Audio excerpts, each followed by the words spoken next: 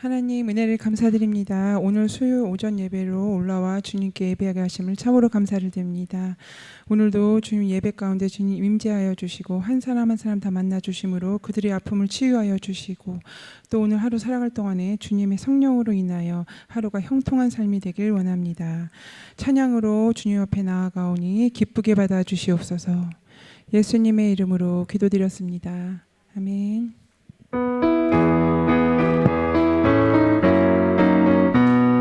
박수 치시면서 크게 찬양하실게요.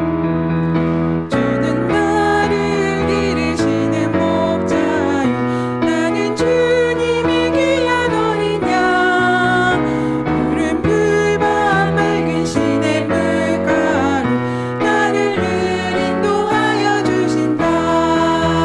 주는 나의 좋은 목자 나는 그의 어린 양 저를 따라 꼴을 먹여주시니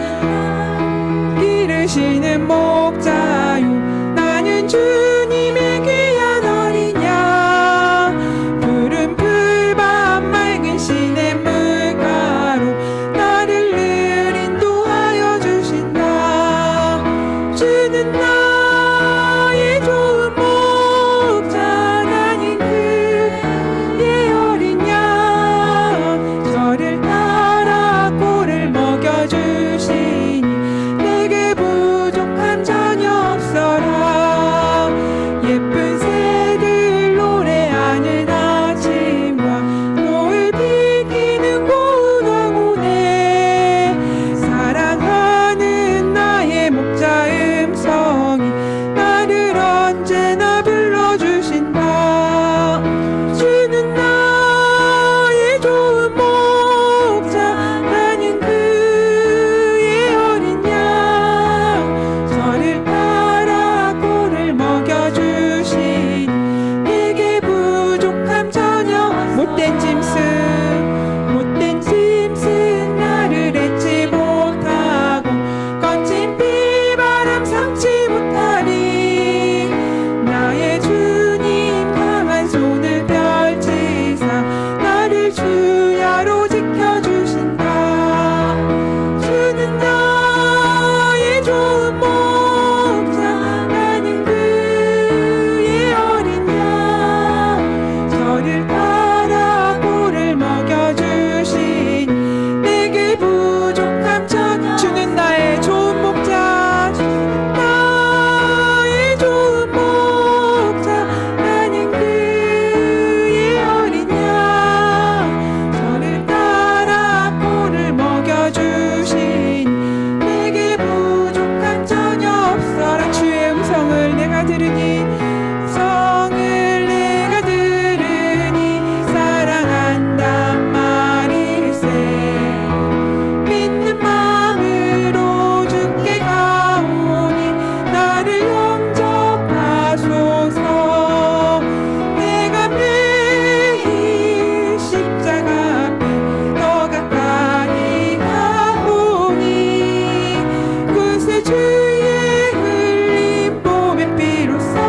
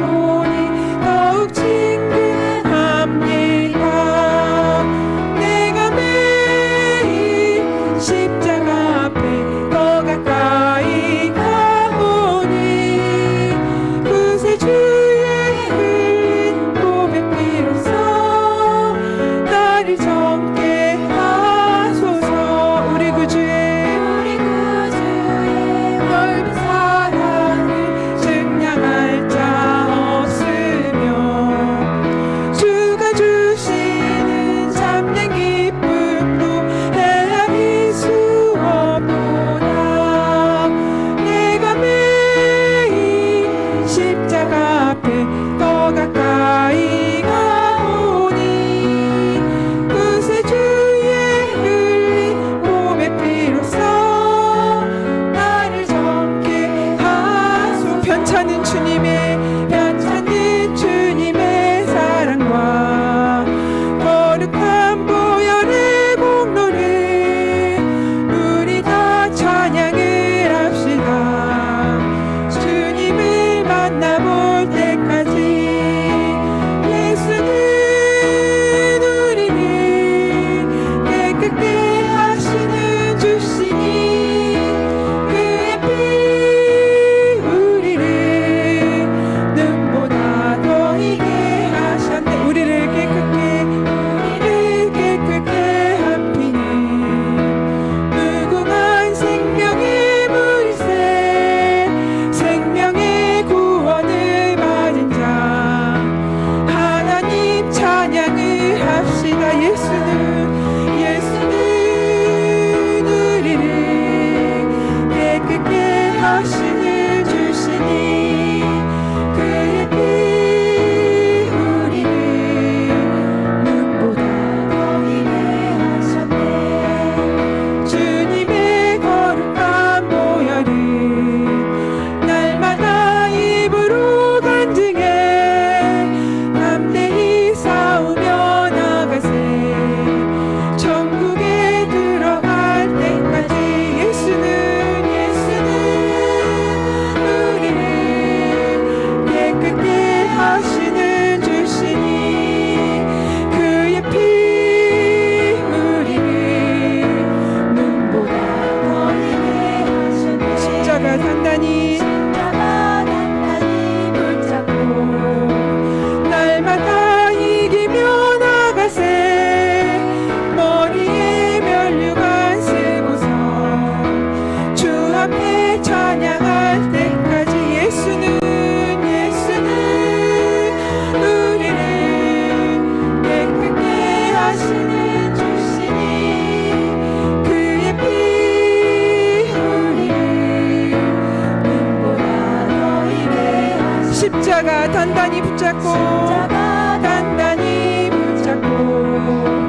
날마다 이기며 나가세. 아멘. 머리에 면류관 쓰고서 주 앞에 찬양할 때까지 예수는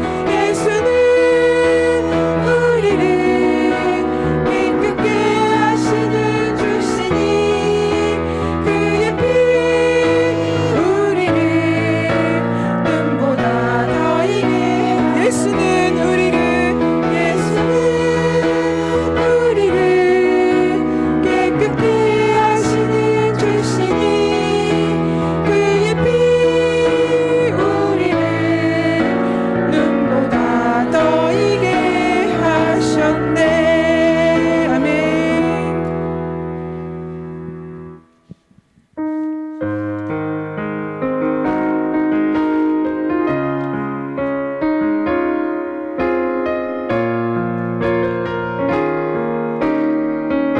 주가 보이신 생명의 길, 주가 보이신 생명의 길, 나 주님과 함께 상한 마음을 들이며 주님 앞에 나가리. 나의 의로움이 되신 주 그 이름 예수, 나의 길이 되신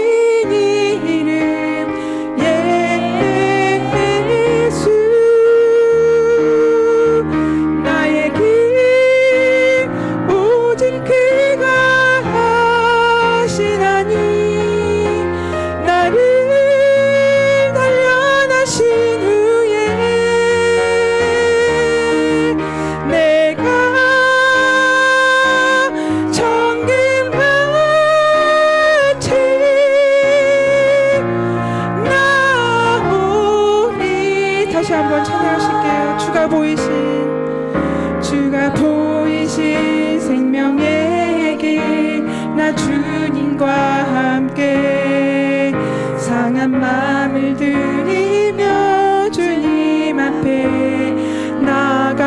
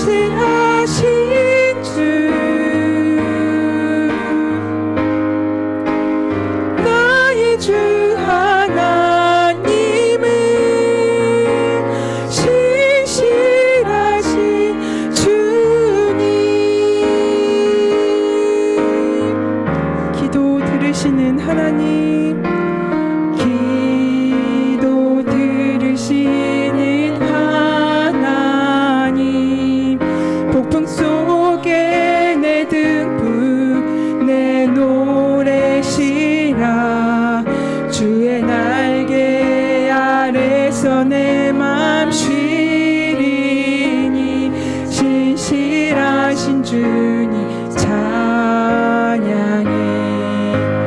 신실하신 하나님, 신실하신 주, 나의 주 하나님은 신실하신 주님. 평화 내려주신 하나님, 평화 내려주신 하나님, 나로 고통받는 자를 위로하게 하소서. 나의 평생의 주의 사랑을 전하리. 신실하신 주님 찬양해. 신실하신 하나님, 신실하신 주, 나의 주 하나님은 신실하신 주, 신실하신 하나님, 신실하신 하나님, 신실하신 주, 나의 주 하나님은 신실하신 주님.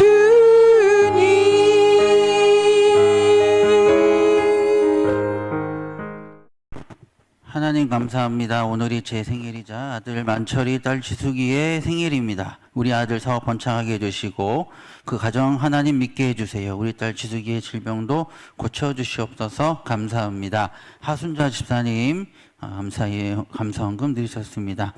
범사에 감사합니다. 유병선 집사님 감사헌금 드리셨습니다. 주님의 은혜 감사드리며 주님의 은혜로 살아가기 원합니다. 이찬조 장로님 가정에서 감사헌금 드리셨습니다. 범사에 감사합니다. 우리 박양엽 권사님 감사헌금 드리셨습니다. 살아계신 하나님 감사와 영광을 주님께 올려드립니다. 오늘 또한 한 주간 3일 동안 저희들을 지켜주셨다가 오늘도 함께 모여 주님 앞에 예배함으로 나아갈 수 있도록 은혜 주시니 감사합니다. 모든 것이 주님의 은혜이며 주님의 인도하심이며 주님의 선하신 주님의 사랑 안에 있음을 감사를 드립니다. 어떤 것도 내 힘으로 내 능으로 될 수 없음을 고백합니다. 아버지 하나님, 오늘도 주님 앞에 마음 나의 뜻을 다하여 예물 드리며 고백하는 감사함으로 나아가는 모든 성도님들의 삶과 가정 속에 환경 속에 함께 하시고 하나님의 기도에 응답하여 주시며 선하시고 신실하신 하나님의 놀라우신 은혜를 날마다 경험하는 복된 삶이 될 수 있도록 인도하여 주시옵소서. 오늘 예배 가운데 나아갑니다. 주님 말씀하여 주시고 또 깨닫게 하시며 다시 한번 우리 마음과 생각을 주님 앞에 온전히 내어드리며 다시 주님 앞에 온전히 순종하며 복종하기로 주 앞에 나아가는 그런 인생 삶이 될 수 있도록 역사하여 주시옵소서. 목포에서 목회 세미나 일정 후에 또 마무리하시고 오시는 두 분 담임 목사님의 모든 걸음을 인도하시며 이후에 모든 목회 사역 가운데 주님의 능력과 은혜가 넘치게 하여 주시옵소서. 사용하여 주시옵소서. 감사를 드리며 예수님의 이름으로 기도드립니다. 아멘. 오늘 우리에게 주시는 하나님의 말씀 시편 23편 6절입니다. 오늘 한 구절이니까 우리 다 함께 읽었으면 좋겠습니다. 우리 시편 23편 6절 한 절만 우리 다 함께 읽었으면 좋겠습니다. 우리 잠시만요. 예. 시편 23편 6절 다 함께 읽습니다. 내 평생의 선하심과 인자하심이 반드시 나를 따르리니 내가 여호와의 집에 영원히 살리로다. 아멘. 네, 오늘 방금 읽은 본문 말씀을 가지고 주님의 선하심이란 제목으로 말씀 함께 나누겠습니다. 먼저 질문을 하나 드리기 원하는데요. 여러분은 선하심, 선함이다 라는 말을 생각할 때 어떤 것이 먼저 떠오르십니까? 이 선하다라는 것은 사전적으로는 이런 의미를 갖고 있습니다. 올바르고 착하여 도덕적 기준에 맞는 데가 있다라는 의미를 갖고 있는데, 선하다라고 하면 일단은 착하다, 뭔가 착하다라는 것이 떠오르죠. 착하고 말 잘 듣고 뭔가 좋은 일만 하는 어떤 그런 이미지가 떠오릅니다. 그렇다면 하나님의 선하심이라면 어떤 것이 떠오르십니까? 주님의 선하심, 하나님의 선하심, 단지 하나님이 착하시다, 뭐 하나님이 좋으시다, 물론 좋으신 하나님이시지만 단지 하나님은 착하시다, 뭐 이런 의미만을 담고 있지는 않을 것 같습니다. 제가 말씀을 보면서 선하심에 대한 여러 가지를 막 찾아보면서 하나님이 선하시다, 주님이 선하시다라는 걸 이렇게 정리를 좀 해봤습니다. 우리를 죄에서 구원하셔서 우리에게 가장 좋은 것을 주시고 우리를 향한 가장 좋은 계획과 뜻을 이루어 가시는 분, 그것을 하나님의 좀 선하심이다 라고 나름 정리를 좀 해봤습니다. 여기에 또 여러 가지 다른 의미들이 또 추가될 수 있겠지만 가장 중요한 핵심은 이 부분이 아닐까. 그런데 하나님은 이렇게 정말 가장 좋은 것만 주시고 가장 좋게 인도해 주시고 이렇게 선하신 분이실까? 한번 생각을 해볼 필요가 있습니다. 최근에 제가 경험한 몇 가지 이야기들을 좀 나누겠습니다. 제가 경험했다기보다는 들은 얘기들, 소식을 접하게 된 얘기, 좀 슬픈 소식들입니다. 좀 마음이 아픈 소식들이고, 요 일주일간에 연달아 일어났던 일들입니다. 제가 하고 있는 페이스북이라는 SNS, 여기서 보게 된 소식인데요. 개인적으로는 친분은 없어요. 그냥 얼굴만 아는 분인데 제 후배 목사님이에요. 올해 43살입니다. 얼마 전에 올해 4월달에 수원에 있는 어떤 교회의 담임 목사님으로 부임을 하셨어요. 그런데 지난주에 돌아가셨습니다. 소천하셨어요. 심장마비로. 웃으며 한 얘기는 아니지만 허리 디스크가 있으셨는데 수술을 받고 나서 심정지가 왔답니다. 그래서 소천하셨어요. 부임하자마자 얼마 안 돼서 참 얼굴만 아는 후배였지만 마음이 너무나 아팠습니다. 그리고 또 한 가지 소식이 있습니다. 제가 졸업한 신학대학원에 저희 동기 목사님들 단톡방이 있습니다. 거기에 올라온 소식인데요. 얼마 전 중국과 미얀마에서 27년간 선교사로 사역하셨던 저희 선배 어떤 목사님의 사모님께서 암으로 소천하셨어요. 53세로. 선교사로 사역하면서 여러 가지 환난을 많이 겪고 어려움을 많이 겪다 보니까 스트레스로 이 암에 걸리게 된 건데, 지금 미얀마 상황을 아시죠? 군부 정권에 의해서 지금 크게 어려움을 겪고 있잖아요. 그래서 한국에 나오는 것도 쉽지 않다고 해요. 그래서 이 암을 빨리 항암 치료를 해야 되는데 한국에 올 수가 없는 거예요. 그래서 시간이 지치다가 결국에는 암이 더 퍼져서 더 이상 손쓸 수 없는 상태가 됐고 결국에는 소천하셨다고 합니다. 안타까운 일이죠. 또 한 가지 세 번째 소식이 있는데요. 저의 지인의 어떤 목사님께서 며칠 전에 카톡으로 보내주신 내용입니다. 케냐에서 사역을 하시는 선교사님이 계신데 그 선교사님의 사모님으로부터 긴급하게 기도 요청이 왔는데 남편과 친정 어머니가 집에 테러범이 닥쳤어요. 그래서 남편과 친정 어머니가 지금 잡혀간 상황이래요. 어떻게 됐는지 모른대요, 지금. 그 외 소식을 제가 못 들었어요. 어떻게 됐는지. 다행히 사모님과 아들은 이제 아이가 있고 엄마가 있어야 되니까 그 테러범들 그래도 최소한 양심은 있었는지 둘은 풀어줬대요. 근데 이제 남편과 친정 어머니는 잡아갔대요. 근데 이제 다 죽이려고 했는데 일단 잡아갔고 이 사모님과 아이만 남은 상태로 지금 이제 경찰과 대사관에서 보호를 하고 있고 어떻게 지금 그들 소재를 알아보고 있는 중이라고 합니다. 아직 그 후에 어떤 결과가 있었는지 아직 보고 전달을 못 받았습니다. 막 이렇게 듣게 되면 나중에 다시 한번 기회가 되면 알려드리겠습니다. 또 하나는 한 가지 추가로 말씀드리자면 저랑은 전혀 인연이 없는 분이에요. 그냥 SNS에서 인스타그램이나 또 SNS에서 그냥 얼굴만 아는 분인데 광주에서 청소년 사역을 하시는 어떤 45세 정도 되시는 목사님인데 며칠 전에 또 갑자기 밤중에 심정지가 와서 소천하셨다고. 그냥 요 며칠 사이에 소천하신 분들 소식을 계속 들었어요. 제 마음이 굉장히 힘들었습니다. 왜 이런 일이 있을까? 이렇게 하나님께 헌신되고 정말 삶을 다 드려 하나님께 드렸던 이 목사님들, 이분들이 왜 이런 고통을 겪어야 될까? 하나님은 선하시다고 하셨는데 정말 하나님이 선하시다면 왜 이런 분들에게 이런 사건들이 일어날까? 라는 마음에 굉장히 좀 어려움과 의문이 찾아왔습니다. 왜 하나님은 이런 일들을 허락하실까? 사실 그 답은 다 알 수 없죠. 정답은 알 수 없습니다. 결론은 그렇습니다. 나중에 우리가 하나님께 가서 하나님을 만났을 때, 마지막 때 하나님 만났을 때 왜 그러셨는지는 그때 가면 알겠죠. 그러나 지금은 우리가 다 알 수 없습니다. 그러나 우리가 할 수 있는 유일한 것은 이 모든 일을 허락하신 하나님의 우리가 알 수 없는 큰 계획이 있으시다는 사실이죠. 지금은 이것이 너무나 아픈 소식이지만 후에도 분명히 하나님께서 더 큰 것으로 갚아주시고 분명히 더 놀라운 것으로 채우실 것이라는 사실은 너무나 분명하지만 지금 당장 이 마음은 너무나 아픈 건 어쩔 수가 없는 거죠. 가족이 이렇게 뜻하지 않게 소천하고 어려움을 겪게 되기 때문에. 그래서 하나님의 선하심에 대해서 다시 한번 좀 질문을 하고 정말 하나님의 선하신데 선하심이라는 것은 무엇일까? 라는 것을 다시 한번 좀 생각하게 되었던 요 정말 일주일 사이 이 사건들이 모두 요 일주일 사이에 일어난 사건들이었습니다. 참 마음이 아팠습니다. 성경에 하나님의 선하심에 대한 말씀들이 참 많이 나옵니다. 시편에도 참 많이 나오고요. 곳곳에 보면 하나님의 선하심을 찬양하는 구절들이 참 많이 있어요. 짧게 몇 개만 보면 시편 135편 3절에 보면 여호와를 찬송하라 여호와는 선하시며 그의 이름이 아름다우니 그의 이름을 찬양하라 라고 되어 있고요.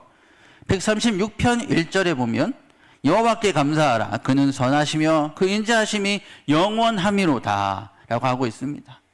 시편 118편 1절에서도 여호와께 감사하라 그는 선하시며 그의 인자하심이 영원함이로다 라고 노래하고 있습니다. 요 여호와께 감사하라 그는 선하시며 인자하심이 영원함이로다가 굉장히 자주 나옵니다. 성경에. 또 시편에도.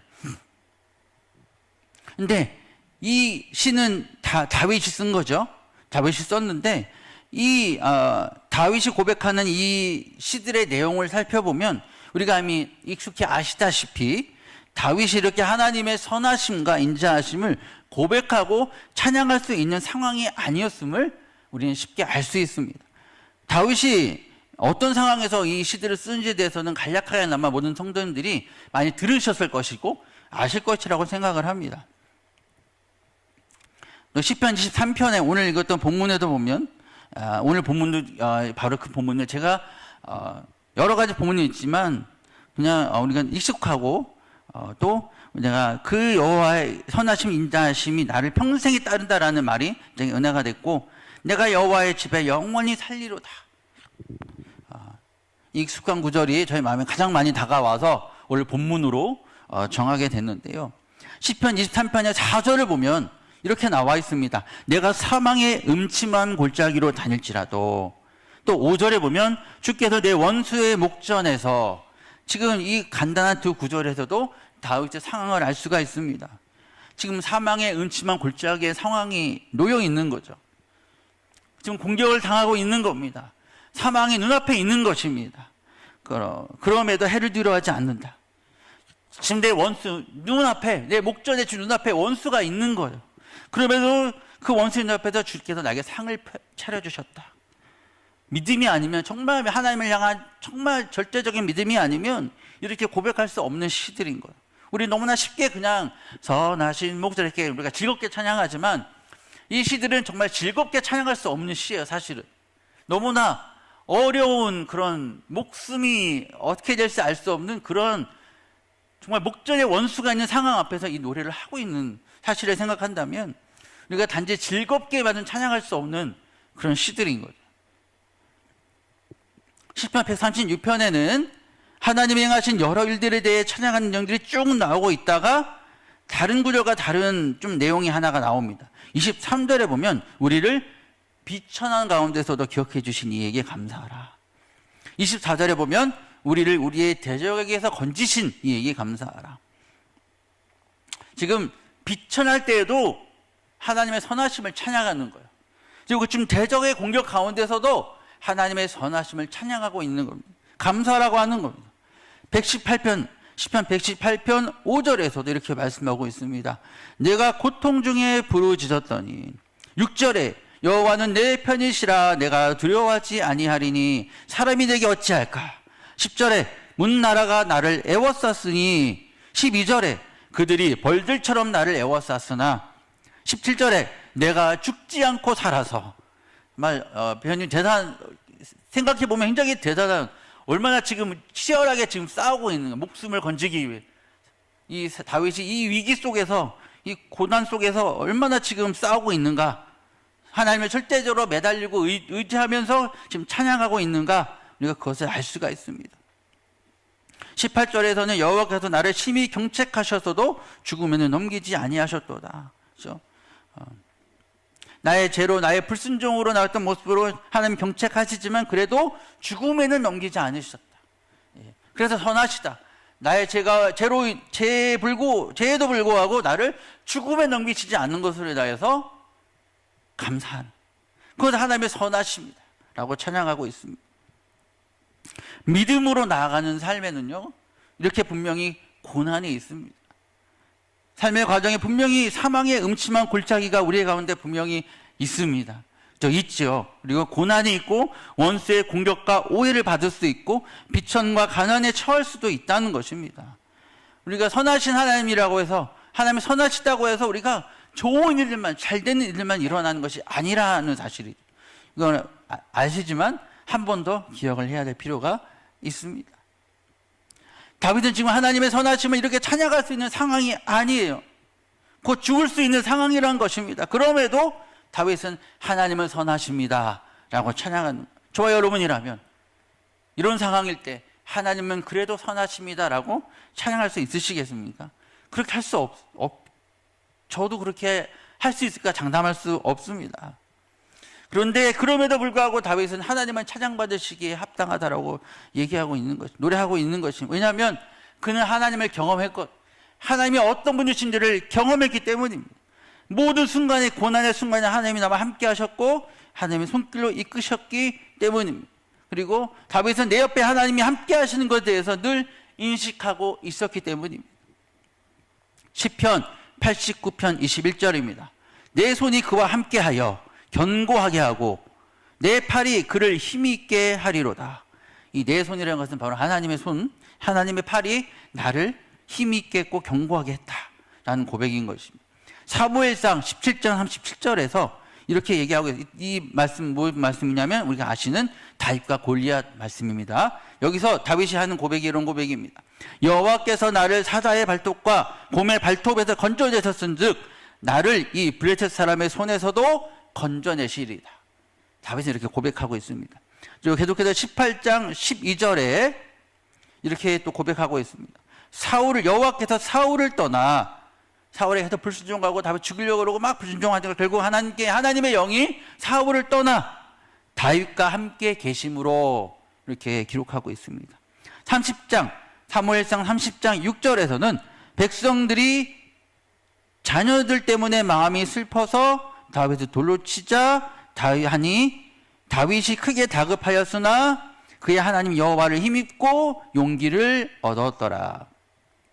지금 전쟁의 상황을 만났는데 뜻하지 않게 백성들의 자녀들이 막 잡혀간 거예요. 그러니까 사람들이 다윗을 죽이려고 하는 거예요. 너 때문에 우리 다 잡혀갔다, 공격당했다. 근데 다윗이 하나님을 힘입어, 여호와를 힘입어, 하나님 여호와를 힘입어 용기를 얻었다. 이렇게 고백하고 있습니다. 골리앗과 싸울 때에도 사울에게 공격을 당할 때에도 아말렉과의 전쟁에 뜻하지 않는 위기를 겪고 죽을 뻔할 때에도 다윗은 하나님이 나와 함께 하심을 믿었고 그 하나님으로 인하여 힘을 얻고 일어날 수 있었던 것입니다.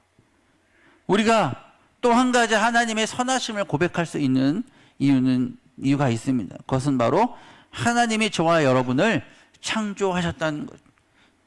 그런데 더 놀라운 사실은 특별한 소유로 우리를 택하셨다라는 것입니다. 시편 135편 4절에 이렇게 기록되어 있습니다.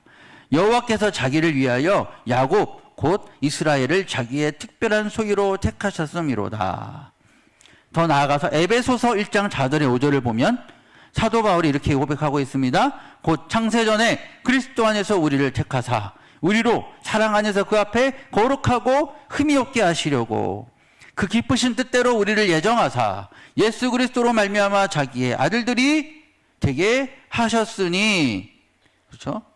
우리를 그냥 택하시고 창조하신 것이 아니라 창세 전부터, 창조 전부터 우리를 택하셨다. 특별한 택하심.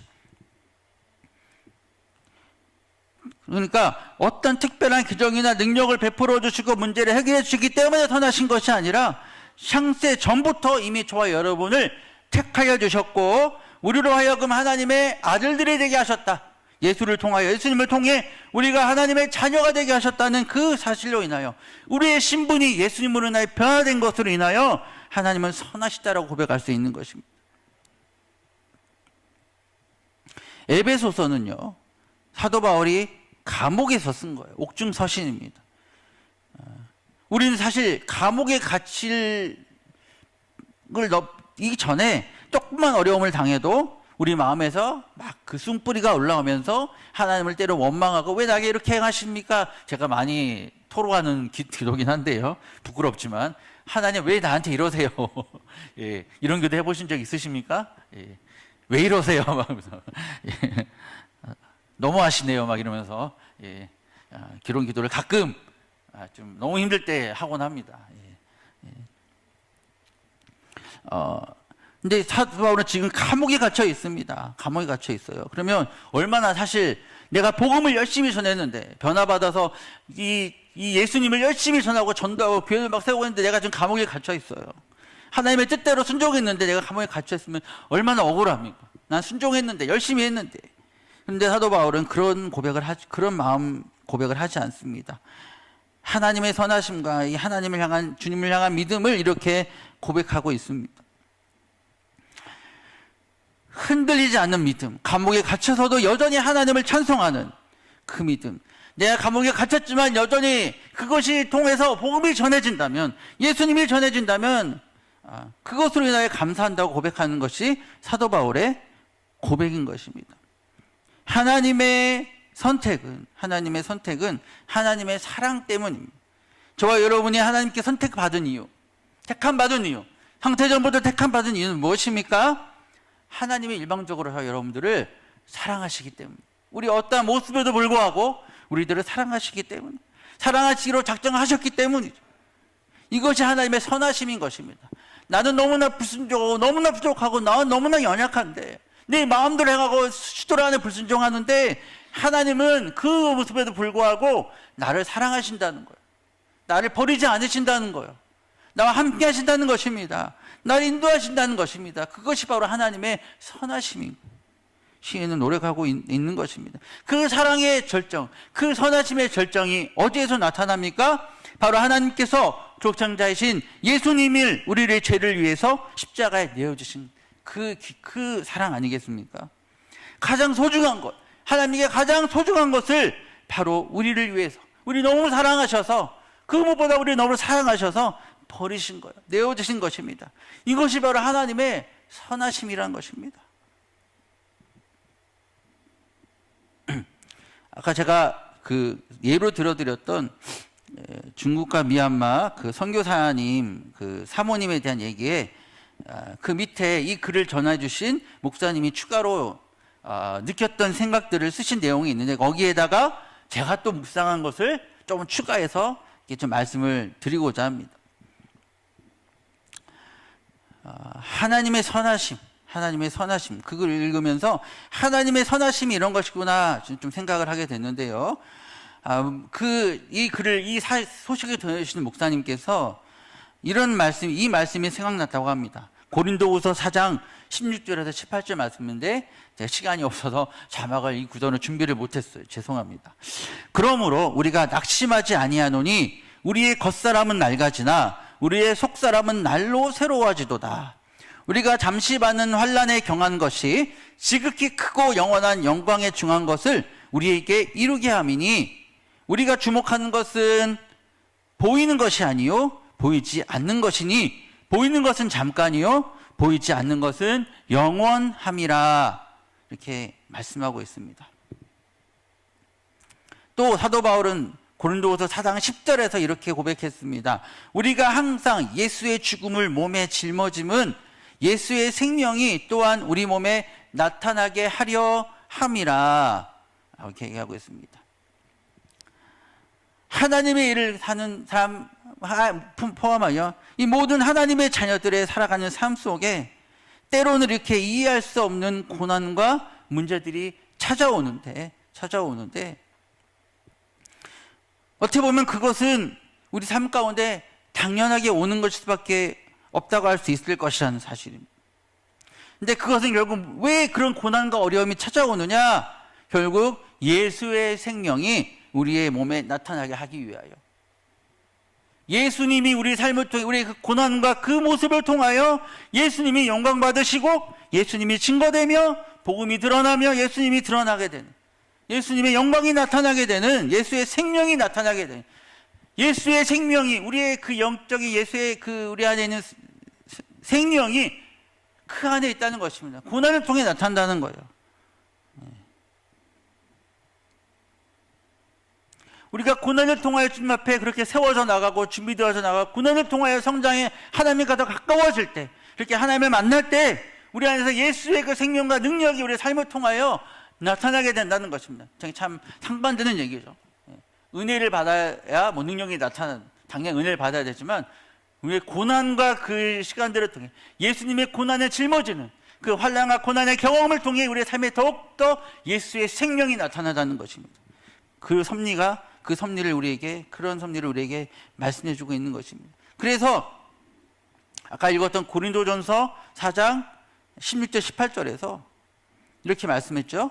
우리의 겉사람은 낡아지지만, 그리고 고난과 환난으로 우리의 겉사람은 때로는 병들고 넘어지고 죽을 수 있지만 우리의 속사람은 그렇죠? 날로 더 새로워지는, 날로 더 풍성해지고 날로 더 예수의 생명으로 넘쳐나게 되는 거죠. 그래서 결국에 어떻게 됩니까? 이 잠시의 고난과 이 세상에 대한 환난은요, 어려움의 문제들은요, 잠깐이지만 우리가 결국에 받게 될 지극히 크고 영원한 영광은 엄청나다는 것입니다. 우리 이것을 바라보며 나아가는 것이, 하나님의 선하심이 여기에 있다는 것입니다. 우리는 이 세상의 것에 매여 있는 것이 아니라 영원한 하나님의 나라요, 영원한 것을, 이것과는 비교할 수 없는 것을 바라보면서 나아가는 거예요. 잠시자가 지나가는 것을 보이지 않는, 잠깐 지나가는 것을 바라보는 것이 아니라 보이지 않지만 우리에게 영원한 것, 18절의 말씀처럼 보이지 않지만 영원한 것을 바라보면서 우리는 나아가는 것입니다. 때로 납득할 수 없지만, 여러 어려움을 겪지만 천국에 가면 후에 주님 만났을 때 받게 될 영광이 너무 크고 놀랍기 때문에 그 영광에 비하면 그 고난과 이 세상에서의 어떤 것들은 아무것도 아니라는 것입니다. 로마서 8장 18절에 보면 이렇게 말씀하고 있습니다. 생각하건대 현재의 고난은 장차 우리에게 나타날 영광과 비교할 수 없도다. 더 나아가서 28절에 이렇게 말씀합니다. 어떻게 보면 결론이라고 할 수 있는데요, 우리가 알거니와 하나님을 사랑하는 자, 자막 띄워주시겠어요? 로마서 8장 28절 자막 한번 부탁드립니다. 예, 함께 한번 읽어볼까요?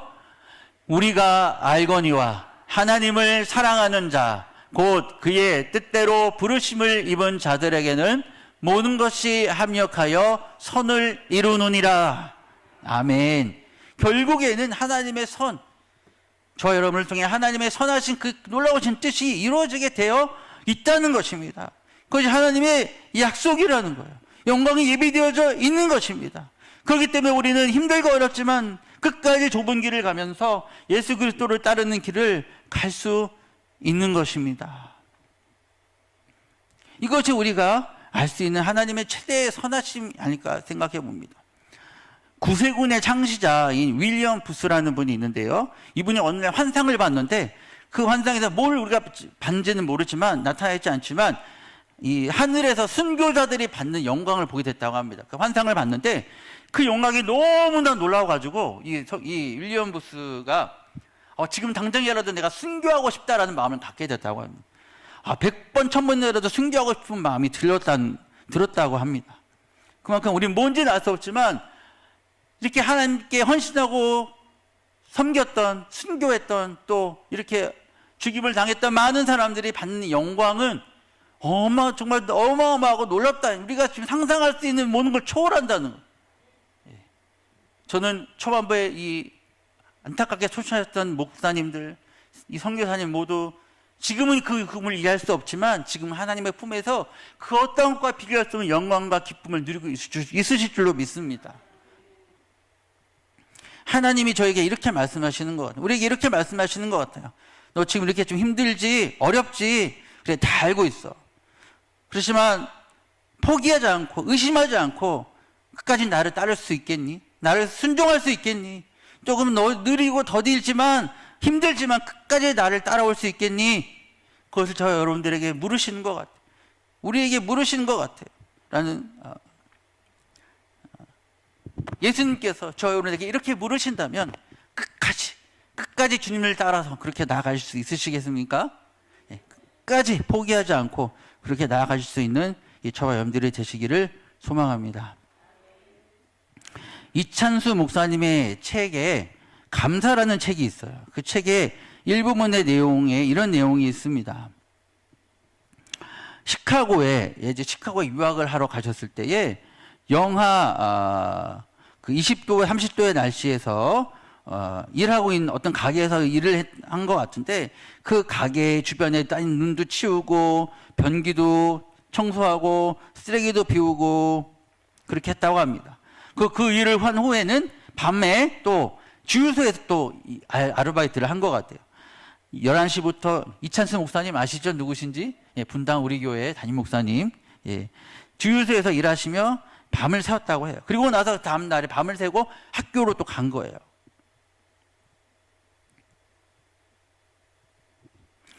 그런데 그 다음날 학교에 가서는 또 막 졸았대요.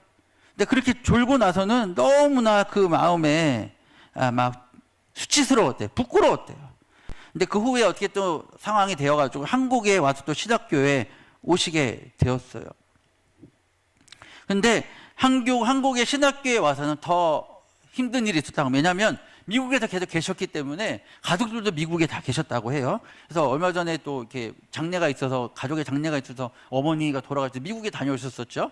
지금 다 미국의 가족들이 계신 것 같아요. 지금 한국에 또 신학교에 왔는데 너무나 이제 방학이 되면 다른 신학생들, 동기들은 다 집으로 가는데 이 목사님은 갈 곳이 없잖아요. 기숙사에 있어야 되니까 텅 빈 기숙사에 이제 2달 동안, 석 달 동안, 방학 기간 동안 혼자 있는 거예요. 너무나 외로우셨대요. 갈 데가 없어가지고 가방을 메고 그 근처에 이제 숭실대학교가 있었나 봐요. 근처에 신학교였나 봐요. 숭실대학교에 가셨대요. 그래서 막 사람들이 많이 다니고, 많이 안 다니고, 차들이 많이 다니고 하니까 그 길을 지나갈 때 이제 막 소리를 지르고 하나님께 막 기도도 했대요. 하나님, 나 좀 도와달라고. 나 외롭다고 좀 도와달라고 기도를 했대요. 그리고 너무 저는 그런 마음을 별로 안 가져봤는데 설교가 너무 하고 싶어서 너무 설교가 하고 싶어서 심지어는 들풀에다가 막 설교를 하셨대요. 저 언제 그런 마음을 가져볼까요? 어떻게 하면 설교를 안 할까? 저는 어떻게 하면 설교를 덜 할까? 막 그런 궁리만 하는데. 근데 이 목사님은 너무 설교가 하고 싶어서 막 가슴이 터질 것 같아갖고 막 그렇게 하셨대요. 풀들에게 막 설교를 하고 막 그러셨대요. 그래서 막 하나님 앞에서 막 거의 늘 울었대요. 울면서 보내셨대요. 얼마나 너무 촬영하고 초라해서 우셨대요. 그래서 근데 지나가고 보니까 그 시간만큼 하나님과 가까웠던 시간이 없었다라고 후에는 고백을 하시는 거예요. 그렇죠? 하나님과 그렇게 깊은 소통했던 때가 없었다. 하나님께만 하소연할 수밖에 없으니까 하나님께 울고 기도하고 그 시간 동안에 하나님과 인격적인 교제를 하게 되었다는 거예요. 그 시간이 바로 자기에게는 광야의 시간이었지만 그 속에서 하나님과 깊은 만남을 가장 많이 가졌던 시간이었다라고 고백하십니다. 우리 모세가 미디안 광야에 40년 동안 있었잖아요. 근데 그 시간이 없었다면 모세가 될 수 없었던 거죠. 그래서 이 목사님이 내 가운데 그 고난의 광야의 시간이 없었다면 내가 지금의 목회를 할 수 없었을 것이다. 난 정말 미숙한 목사가 됐을 것이다. 그래서 나는 그 고난의 시간이 감사다라고 고백하고 있습니다. 지금 고난의 시간을 겪고 계십니까? 광야의 시간을 겪고 계십니까? 어려웠고 외로운 환란의 시간이 있으십니까? 오히려 그 시간은 하나님과 깊은 교제를 나누시는 하나님께서 주시는 기회일 줄로 믿습니다. 그렇기 때문에 하나님은 선하신 것입니다. 이 모든 일들을 그냥 우연히 주시는 것이 아니라 모든 걸 다 하나님의 계획하심과 뜻 가운데 나에게 주시는 시간이기 때문에 하나님은 결코 실수가 없으시고 하나님은 선하시다는 것입니다. 저도 참 그런 광야의 시간들을 많이 경험했었는데요. 아까 잠깐 얘기 드렸지만은 하나님 나에게 왜 이러세요라는 기도를 참 많이 했던 것 같아요. 가정적으로도 어려움들이 있었고 제 개인적으로도 사역을 해오면서 여러 가지 많은 정말 고난을 만나면서 대부분의 시간 아까 이찬수 목사님이 울면서 이 학업을 했다라고 고백하고 있으신데 저도 사역을 하면서 사역자로 사역을 하고 이렇게 오는 과정에 정말 많이 울었던 것 같아요. 울면서 사역을 했던 것 같아요. 너무나 고난이 많았고 힘들었기 때문에. 그래서 수없이 많이 이게 내가 계속 사역을 해야 되는 것이 맞을까? 내가 이 길이 맞을까? 왜 이렇게 고난이 많지? 내가 부르심에 따라왔는데 왜 내게 이렇게 고난이 많을까? 왜 이렇게 힘들까? 왜 하나님 이렇게 하실까? 왜 하나님 내게 이렇게 어려운 시간들을 주실까라고 수없이 하나님께 기도하고 되뇌 막 질문하고 또 막 따지고 그렇게 했던 시간들을 많이 눈물로 울면서 그렇게 했던 시간들이 있었습니다. 그런데 참 놀라운 것은 그렇게 막 포기하고 싶고 다 때려치우고 싶고 하고 있던 그 시간에 딱 마지막 때에 갑자기 한 줄기 빛까지 하나님께서 저에게 말씀해 주시는 시간들이 있었어요. 만나 주셨어요. 정원아 힘들지? 내가 너와 함께하고 있어. 너 잘 오고 있어. 잘 가고 있어. 라고 하면서 정말 다 포기하기 직전에 꼭 하나님께서 이렇게 말씀해 주시더라고요. 그러면서 다시 또 그래도 가야 되는구나. 또 가야 되는구나. 이게 포기할 수 없는 길이구나. 라는 것을 하나님께서 끊임없이 말씀해 주시면서 지금까지 온 거예요. 예.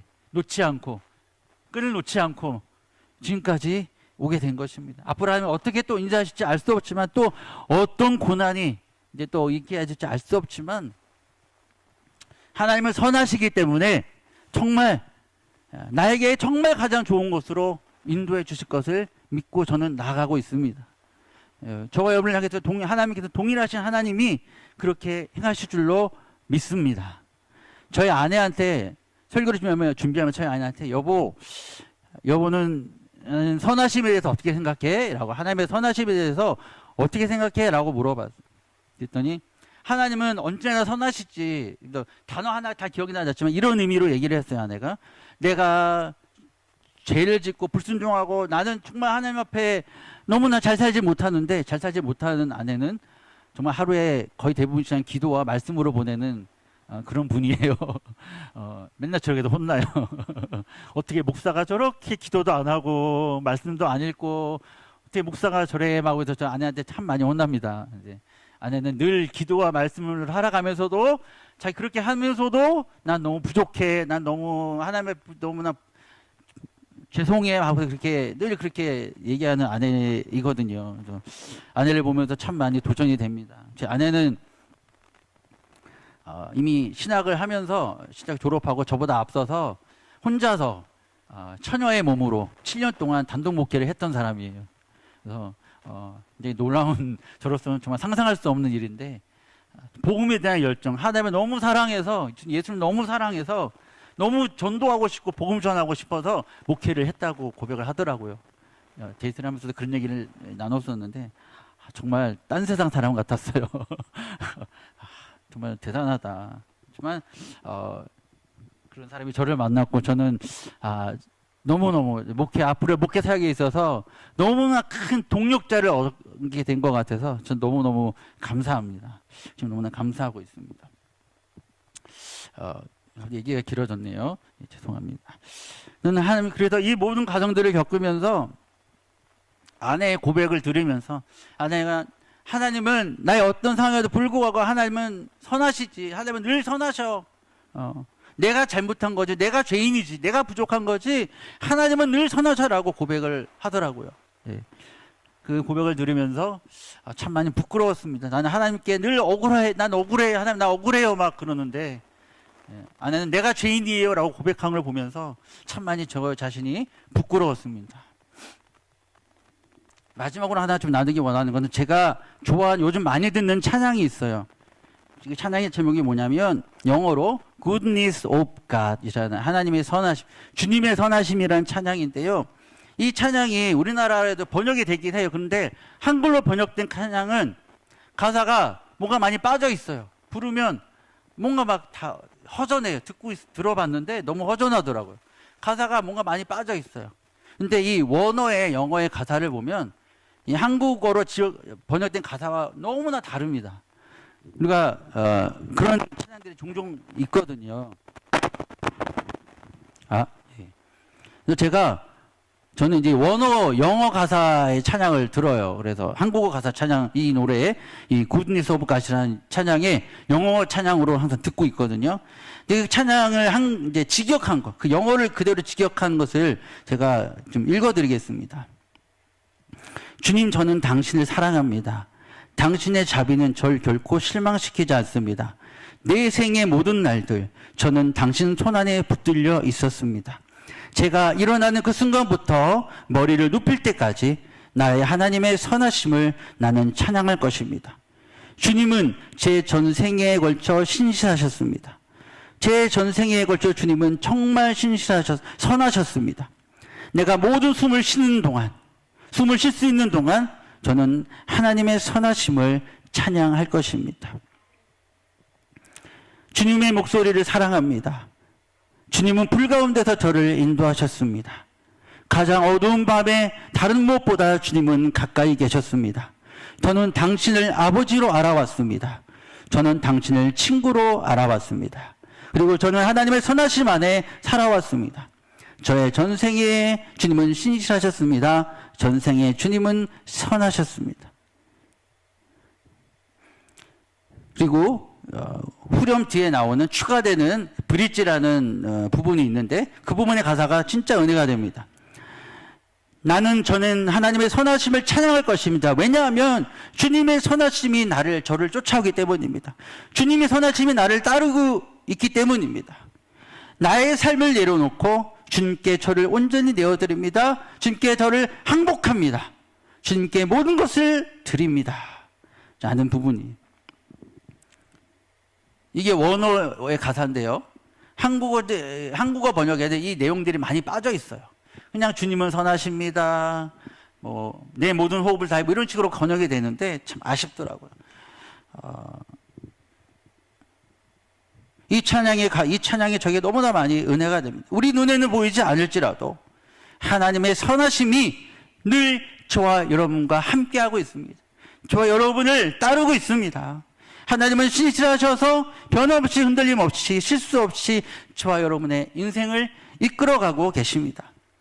내 삶을 내려놓고 이 찬양의 가사처럼 내 삶을 내려놓고 주님께 온전히 항복하고 온전히 삶을 드릴 때 순종할 때 선하신 하나님께서는 그 뜻을 온전하게 이루어 주실 것입니다. 그리고 나중에 우리가 주님 만났을 때 우리는 고백하게 될 줄로 믿습니다. 확신합니다. 주님은 정말 선하셨군요. 선하신 하나님이 맞으셨군요. 신실하신 분이시군요. 라고 우리는 고백하게 될 줄로 믿습니다. 그래서 우리는 그 주님의 선하심을 신뢰하면서 오늘도 주님의 길을 끝까지 믿음으로 흔들리지 않고 걸어가실 수 있는 저희 모두가 되시기를 소망합니다. 시간상 찬양은 하지 않겠습니다. 기도하고 마치겠습니다.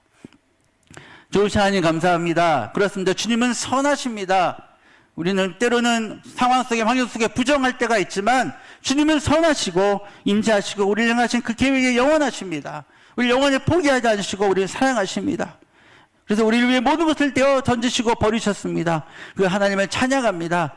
여기 계신 모든 성도님들, 상가소원교회 모든 성도님들의 삶이 이 주님의 선하심을 찬양하며 예배하는 그런 믿음의 삶, 끝까지 주님을 순종하는, 지금의 눈앞의 상황과 환경으로 인하여 낙심치 않고 그것만 보지 않고, 그것을 보지 않고 하나님의 선하심과 우리의 눈에 알 수 없는 큰 계획과 그림을 바라보면서 사실 하나님을 찬양하고 믿음으로 나아갈 수 있는 우리 모든 성도님들이 될 수 있도록 인도하여 주시옵소서. 감사를 드리며 예수님의 이름으로 기도드립니다. 아멘. 하늘에 계신 우리 아버지, 아버지의 이름을 거룩하게 하시며 아버지의 나라가 오게 하시며 아버지의 뜻이 하늘에서와 같이 땅에서도 이루어지게 하소서. 오늘 우리에게 일용할 양식을 주시고 우리가 우리에게 잘못한 사람을 용서하여 준 것 같이 우리 죄를 용서하여 주시고 우리를 시험에 빠지지 않게 하시고 악에서 구하소서. 나라와 권능과 영광이 영원히 아버지의 것입니다. 아멘.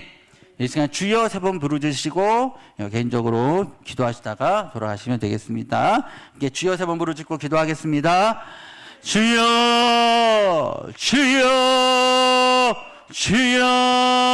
아버지 하나님 감사 영광을 주님께 올려드립니다. 그렇습니다. 주님은 선하시고 그 인자하심이 영원하시며 완전하신 하나님이십니다. 그 하나님을 찬양합니다. 그 하나님을 예배합니다. 그 하나님만 높이며 나가기를 소망합니다. 주님 인도하여 주시고 어떤 상황에도 환경에도 낙심치 아니하고 끝까지 믿음으로 순종하며 나아가는 우리의 인생과 삶이 되게 하여 주시옵소서. 아버지.